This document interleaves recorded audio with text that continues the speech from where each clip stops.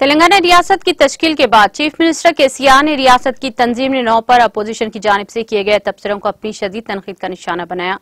वज़ीर आला केसीआर ने इतवार को doctor B R. Ambedkar Telangana secretariat का इफ्तिताह किया।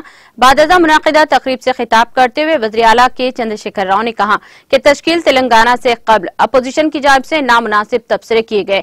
उन्होंने कहा कि हमने तश्कील तेलंगाना से पहले कई बहस व मुबाहिसे देखे हैं। क़याम तेलंगाना के बाद भी तामीर नौ के लिए वक्फ कदम उठाने के तनाजुर में कुछ अरबाब ऐसे थे जो तेलंगाना की तामीर नौ के हसास माना और ख्वाहिश के हजम नहीं कर सके।